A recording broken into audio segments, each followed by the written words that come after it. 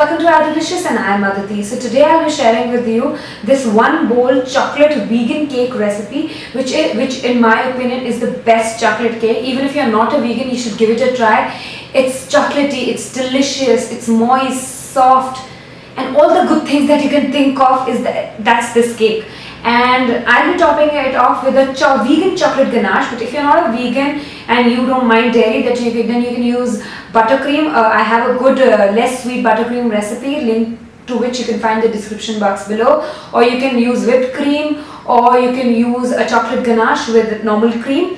So the limit is endless. This is a very good chocolate cake recipe which you should have in your recipe book for sure. So let's get right into making it. But before that, just a small request. So YouTube has this new policy where if you don't hit the bell icon which is next to the subscribe button, you won't be notified whenever I upload a new video. So please hit the bell icon so that you get notified whenever I upload a new video and you don't miss out on any.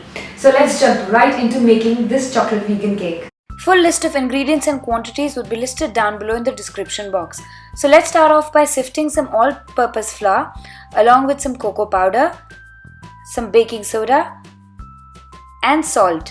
Sifting is necessary because cocoa powder sometimes tends to have some lumps. Sift it together and then add in the granulated sugar, and then using a whisk it all together till it's nicely mixed. Now dissolve 1 teaspoon of instant coffee powder in some warm water, mix it through, and then now it's time to add in the wet ingredients. So add in the coffee mixture, the vegetable oil, and give it all a good mix. That's how simple this recipe is. Just dump everything in a bowl and you're good to go. Scrape the bowl with a rubber spatula to make sure everything is mixed through nicely. I'm baking this batter in 3 6-inch round pans which are lined with some parchment paper at the bottom. But you can bake this in 1 8-inch cake tin and then divide the cake to create layers. Baking in separate tins just cuts down on the cooking time and the leveling time.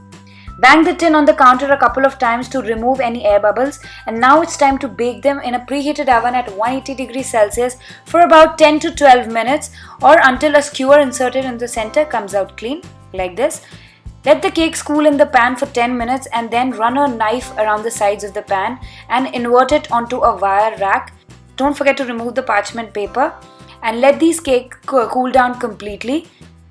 Let's move on to making the vegan chocolate ganache. Here I have some 70% dark chocolate. Make sure you use good quality chocolate which has no other fat except cocoa butter, which is vegan. To make the ganache, I am using coconut cream, but if you cannot find it, just leave a can of coconut milk in the fridge overnight and next day open up and use the thick cream that settles on the top, leaving the water behind. Place the coconut cream in a saucepan and then heat it over medium heat till it just comes to a simmer like this when you can see bubbles at the edge, and then pour it onto the chopped chocolate. Make sure all the chocolate is submerged in the hot coconut cream. Leave it aside for 5 minutes and then mix it. By now the chocolate should be melted and you should get a smooth ganache. If the chocolate is not fully melted, pop it in the microwave for 20-second intervals, checking in between till you get a smooth chocolate ganache like this. Leave it to cool down at the counter till it comes down to room temperature and thickens a little. You can speed up the process by placing it in the fridge for 10-15 minutes, but keep an eye, you don't want it to become hard. Now to take this ganache to another level, I am going to whip it using a hand beater to add some air to the ganache and make it lighter. Whip it till the ganache becomes a little lighter in color and gets a mousse type consistency, something like this. Don't overbeat else the ganache might split, so be careful. To decorate my cake, I am making some chocolate dipped strawberries, but you can choose to decorate however you want. Dip clean dry strawberries halfway in melted chocolate, halfway because I love the contrast of red against the dark brown. Shake the excess chocolate and place the strawberry on a parchment lined tray and continue with the same. Once you are done, place them in the fridge for 10 minutes for the chocolate coating to set. Once set, add a drizzle of melted chocolate on top and then top it off with some sprinkles to make them extra pretty. Now it's time to assemble the cake and we'll be that much closer to gobbling it. Level off the cake with a serrated knife. This is an optional step because the cakes are pretty flat, but my OCD just makes me do stuff. As you can see, the cake is pretty soft from inside. It's going to be delicious.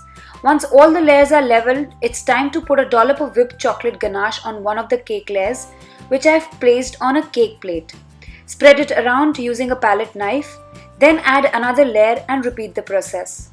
To add more flavor to the cake, you can soak it up in some liquor which is vegan friendly, or you can even use coffee, that would taste great too. For the last layer, I will flip the cake so that the bottom becomes the top for a smooth top.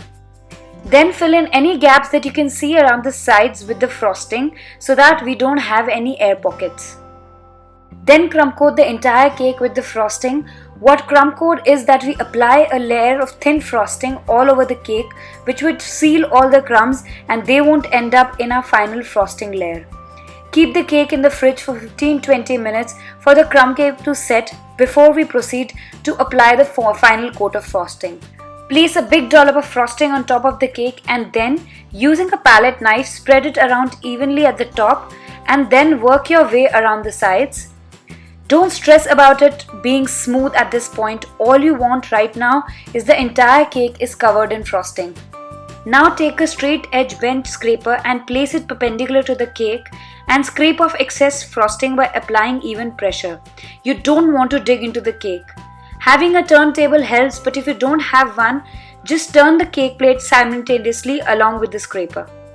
Now, wherever you see a gap in the frosting, add more frosting and repeat the scraping off step with the help of the scraper. This will create a lip of frosting at the top of the cake that you can clean with a palette knife using the sweeping motion, where you very gently bring the palette knife from outside and push the lip of frosting towards the center, scraping off the excess in the process. The cake is good to go like this, but I'll take it a step further by using a pastry comb which I have dipped in some hot water and wiped off to get a clean pattern around the sides of my cake. For the top, I'll just use my palette knife to create a swirl pattern like this, which can also be done around the sides of the cake if you don't have a cake comb. Tie a ribbon around the side if you wish, and for the final touch, add the strawberries all around the top edge of the cake to make it look stunning. Take this cake to any party and all your guests will be floored. Let me show you what the inside of the cake looks like, and look at those gorgeous layers. I'm sure you'll enjoy a slice of this cake. So here I have the delicious slice of cake all ready to be gobbled up. I've already eaten 2 slices. But yeah, it is a really delicious cake. Even if you're not a vegan, do give it a try. I'm sure you'll enjoy it. If you try, don't forget to share your experience with me in the comment section below, or you can share a picture with me on my Facebook or my Instagram. Links to both are in the description box below. If you're not following me on Instagram, please do that, because I share a lot of behind the scenes and what all projects I'm working on my Instagram. So it's a good sneak peek of what the upcoming videos are like. If you haven't subscribed to my channel, don't forget to hit that subscribe button, because I upload new videos every week. If you have any video requests, leave a comment in the comment section below. I go through them and I would definitely try and include it in the future videos. See you again. Bye bye. See you again. Bye bye.